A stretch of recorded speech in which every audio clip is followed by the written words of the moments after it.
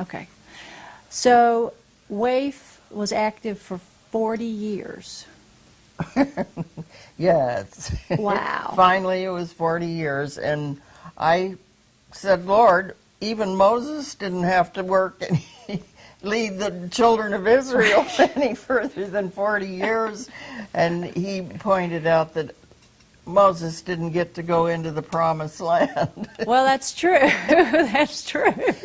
But now you're going into the promised land. Well, we're certainly trying, and I have to say, I mean, 51,000 children, which I find a staggering number, are in or have been over the decades in loving, nurturing families because of your efforts. Well, they weren't mine. They were a million other people, Right, believe but me. obviously spearheaded by you. Obviously, you pulled those people together, and obviously no organization can work alone. But it was one. there has to be a passionate person who makes it happen, and you were that person. And I find that amazing.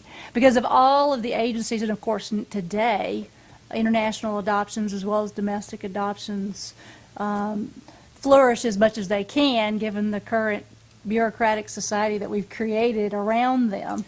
But you know, very few people can take credit for anywhere near those numbers of kids. I'm very, very pleased to say that the Los Angeles chapter is still doing the exact same thing. They had to change their name, and they're called Operation Children, but they're still doing the parks. They do 4 adoption parties in a park a year. Right. They do a black party, a Latino party, and they do a white party, and then hard-to-place children. Okay.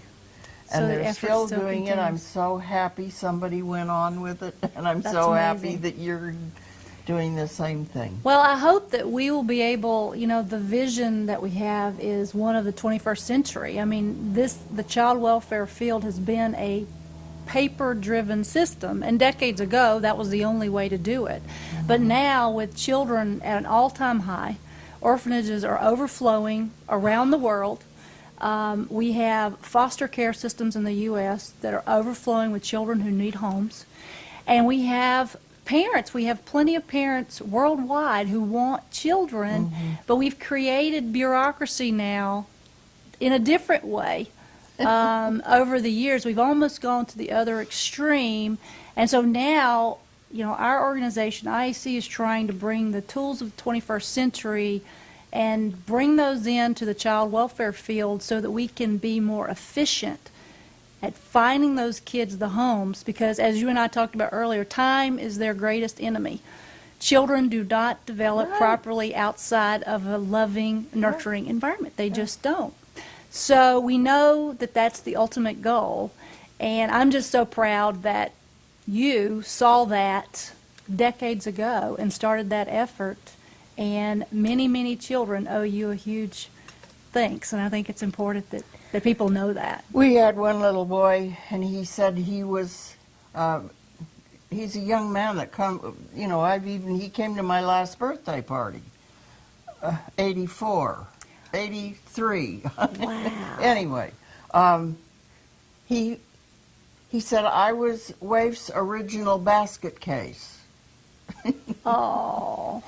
He was placed in a basket where they had been putting food and canned goods and clothing. And here it was in a church, and it was a door that went around, and it had baskets on it so that people could, and he was put in there. Oh. And he was adopted by one of the WAIF members in Palm Springs. Wow. And he's very proud. Wow. He says, I'm WAIF's first basket case. Oh, that's so wonderful. That's got to make you feel tremendous. Yep. Wow. Wow. Well, I want to thank you, and it's a great honor for us to give you this award, and you are certainly the most deserving of anyone that I can possibly think of, because you really pioneered this entire effort. It's all the Lord's fault. It's all his fault. Absolutely. Well, I'm glad he chose you Well, to make it happen. I'm glad he let me I'm do it. glad.